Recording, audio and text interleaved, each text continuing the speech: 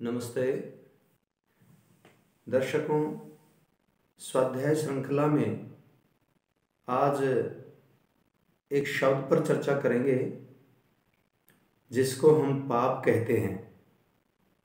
ज़्यादातर सुनने में आता है कि धर्म और पाप दो शब्द उलझन डालते हैं। हमें समझना पड़ेगा, जैसे पिछली वीडियो में हमने आपके साथ प्रामाणिक रूप से चर्चा की धर्म क्या है, इसी तरह से आज हम आपके साथ पाप शब्द पर प्रामाणिक रूप से पाप शब्द क्या है और पाप की परिभाषा क्या है, और उसके बाद थोड़ा उस पर चर्चा, यह सब वीडियो के माध्यम से प्रेषित करना चाहते हैं। पहले तो ये समझें कि पाप जो है उसका अर्थ क्या है। पाप का अर्थ होता है बुरा कर्म, अशुभ कर्म, यूं भी कहिए कि धर्म से विपरीत, ऐसे भी कह सकते हैं आत्मा के प्रतिकूल। ये सब पाप कहलाता है। अब जो मॉडर्न लाइफ है, आधुनिक जीवन है, उसमें हम जब भी व्यवहार करते हैं तो संभावना बनी रहती है कि हमसे बहुत सारे पाप हो जाते हैं। अच्छे से जानने के लिए इसके मूल में जाना पड़ेगा, समझना पड़ेगा कौन कौन से पाप हैं, कितने पाप हैं, क्या पाप माना जाए अथवा पाप नहीं माना जाए। तो इसका समाधान है, कोई प्रामाणिक पुस्तक होनी चाहिए जिसमें हम प्रमाण रूप में कह सकें कि वहाँ लिखा है पाप का अर्थ। तो इसका तो हमने उत्तर दिया कि पाप का अर्थ है अशुभ कर्म, आत्मा के विरुद्ध कर्म। अब आत्मा भी कभी कभी निर्णय लेने में ऊह अपोह की स्थिति में रहता है, असमंजस। उस समय हमारी विशेष परीक्षा होती है धर्म और पाप को समझने में। आइए अब जानते हैं कि प्रामाणिक रूप से कौन सी पुस्तक ऐसी हमें मिले।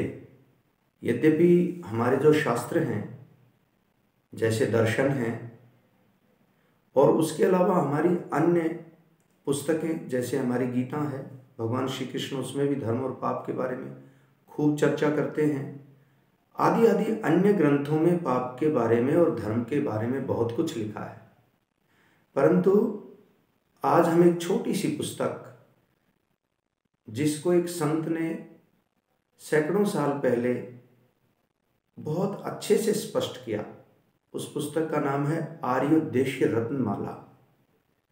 पूज्य स्वामी महर्षि दयानंद सरस्वती महाराज ने उस अपनी पुस्तक में 100 से ज़्यादा परिभाषाएं लिखी हैं, और उनमें से 5 नंबर पर एक परिभाषा लिखी है पाप।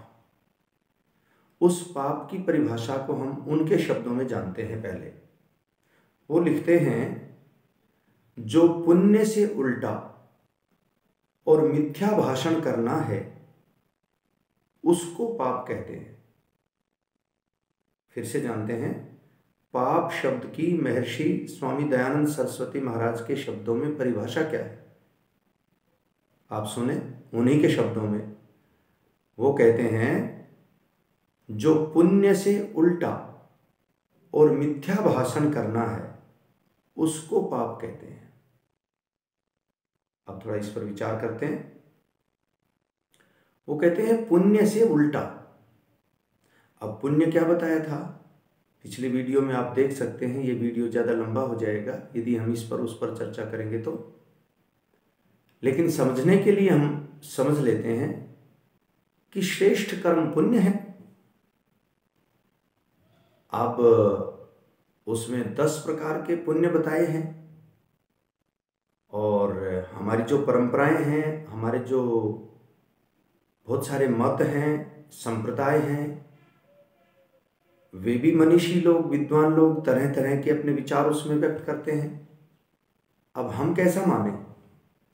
हमें मानना है कि जो हमारा शरीर इस संसार में है, मानव शरीर, उस मानव शरीर में जब हम अपने ऑर्गन्स हैं, इंद्रियां हैं, उन इंद्रियों से जब कर्म करते हैं तो हमारे भीतर कोई एक चेतन तत्व है। विज्ञान तो उस चेतन तत्व के बारे में शायद यही कहता है कि आत्मा नाम का या परमात्मा जो उस चेतन तत्व को संभालता है, परमात्मा ईश्वर, वह शायद स्पष्ट रूप से प्रैक्टिकल नहीं होता, इसलिए उसके विषय में कोई निश्चित सी परिभाषा हम नहीं मानते विज्ञान की दृष्टि से। वहाँ यदि हो भी तो आप हमें अवगत करवाएं, उसके बारे में हम अपना ज्ञान शुद्ध करेंगे। परंतु जो हमारे दर्शन हैं, 6 दर्शन, और हमारा जो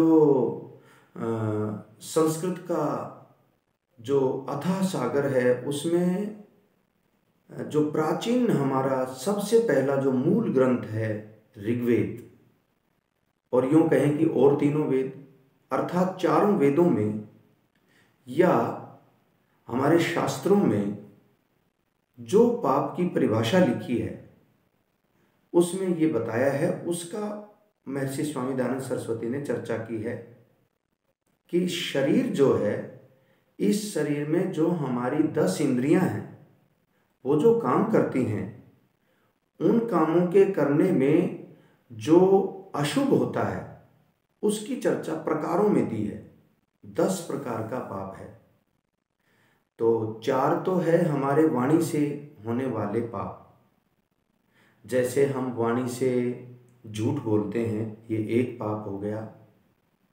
हम वाणी से कठोर बोलते हैं, ये 2 पाप हो गया। हम वाणी से निंदा करते हैं किसी की, ये भी तीसरा पाप हो गया। और चौथा, हम वाणी से किसी की पीछे से चुगली करते हैं, यानी व्यर्थ बोलते हैं। यूँ मानिए, व्यर्थ बोलना 1, चुगली करना 2, झूठ बोलना 3, कठोर बोलना 4। इस प्रकार से हम 4 तो वाणी से पाप करते हैं, और फिर 3 हम करते हैं मन से। मन से करते हैं हम द्रोह करना, मनसा द्रोहम, मन के द्वारा किसी का द्रोह करना, विद्रोह करना बिना जाने। और दूसरा फिर हम करते हैं किसी दूसरे की वस्तु को अपना मान लेना, ये मन के द्वारा किया गया दूसरा पाप है। और तीसरा है, हम मन के ही द्वारा, जैसे हमने किसी दूसरे की वस्तु को अपना माना, जैसे द्रोह किया, ऐसे ही हम अपने मन के द्वारा कभी कभी ऐसा भी करते हैं कि धर्म को नहीं मानते, ईश्वर को नहीं मानते, सुविधानुसार कभी तो धर्म को मान लेते हैं, कभी नहीं मानते, कभी ईश्वर को मान लेते हैं, कभी नहीं मानते। अनिश्चितता बनी रहती है। मंदिर में या जहाँ हमारा पूजनीय हमने स्थान मान रखा है, वहाँ गए तो वहाँ बस माना कि ईश्वर है, बाकी फिर मन मर्जी, हम कर्म करने में स्वतंत्र हैं, कुछ भी करें, ऐसा मान के कि यहाँ हम कुछ भी करें, यहाँ ईश्वर नहीं देख रहे, ये पाप है। इसी तरह से फिर 3 शरीर के हैं। शरीर का तो पता है सबको कि छीना झपटी करना, और दूसरा है शरीर से मैथुन करना, जो प्रतिषेध है, निषेध है। और इसी तरह से अपने हाथ से चोरी करना, मारपीट करना, चोरी करना और मैथुन करना, ये 3 शरीर के। इस तरह से 3 शरीर के, 3 मन के और 4 वाणी के, ये 10 पाप बताए हैं। तो अब हम समझ सकते हैं कि जो इस पाप की परिभाषा में ये 10 आते हैं, इनसे यदि हम बच जाएं तो फिर वो धर्म हो जाता है। तो शायद अब जितना हमारा बौद्धिक सामर्थ्य है उसके अनुसार आप समझ गए होंगे कि शरीर के 10 पाप हैं। और पूज्य स्वामी जी कहते हैं कि जो पुण्य से उल्टा और मिथ्या भाषण करना है उसको पाप कहते हैं।